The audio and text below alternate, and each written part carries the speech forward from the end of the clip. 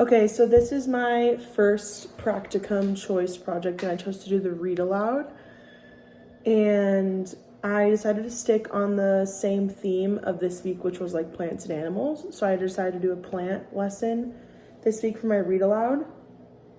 And the standards that I chose to go along with this lesson was NGSS standards is 1-LS1-1. Use materials to design a solution to a human problem by mimicking how plants and or animals use their external parts to help them survive, grow, and meet their needs.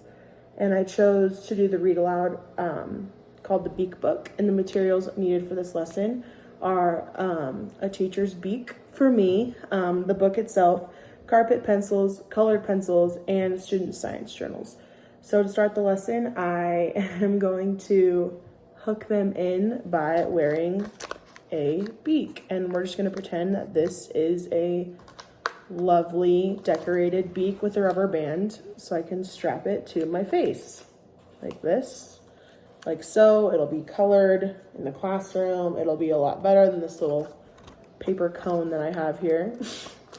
And hopefully the students will be kind of interested why their teacher's wearing a crazy looking beak and even get a little laugh out of it. And then start the discussion on what they think we're going to be learning about and things that have beaks, just like overall discussion before we dive into the book. And then we will bring them over to the carpet and we will start reading the Beak Book. And I wanted to read not the whole book, but a few excerpts from it. So the beginning of the book says, bird beaks come in many different colors, shapes, and sizes. From the time they are born, birds use their beaks, sometimes called bills, in many unusual and amazing ways.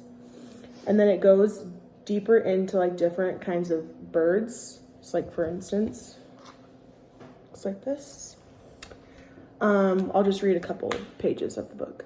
This beak is for straining. The duck's soft, flat bill filters seeds, plants, insects, and small animals from the muddy bottom of a pond or river. About the reddy duck, this beak is for sniffing. The kiwi's nostrils are located at the end of its long beak, and it allows it to sniff out earthworms and other underground snacks. And it goes on, and it talks about all different kinds of birds. This is halfway through the book. And then I think at the end it might say something about... And then at the end of the book it says, this beak is for tapping, and it's going through the stages of coming out of its egg. So it tells us how they use the beaks from the day they're put out into the world, and breaking out of an egg is the end of the book. Many baby birds use a special egg tooth attached to their beak to break out of their egg, while after a while the egg tooth falls off of its beak. So this is kind of just a transformation of how they use their beaks growing up. And it actually is, the baby bird is also the ruddy duckling, which is the first bird that they talked about.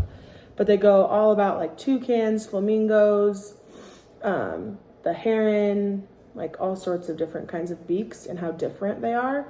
And throughout the book, I'm going to be asking them kind of comprehension questions about let's think about what this beak does again for this bird, and having them kind of repeat what I just read to them, and even using that compare and contrasting skill, having them compare and contrast. Let's for example, this bird to this bird, which is the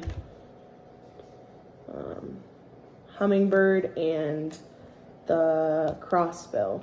So they would want to compare the difference between the beaks of these two. So I think that's super important for them to be able to do.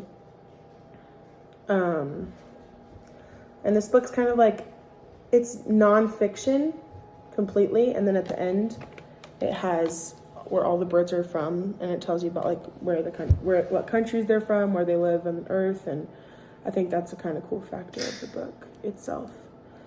And then after the book, we'll have some more discussions talking about comparing and contrasting and the different beaks we saw, and maybe even talk about what their favorite bird beak they saw was.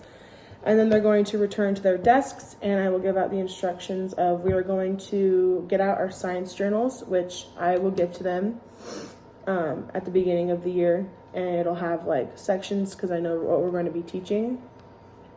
And then in your book, you're going to draw a bird beak of your, like, of whatever you would like and what you saw in the book. And then I want you to give me 2 words of what either the beak looks like or what it can do for birds, in a sense. So that way it can just be like a review factor. And at the end, I will collect the journals and they will grade them on not only participation, but mostly their words of what so I know they are aware of what a beak does for the birds. And I think that's about it.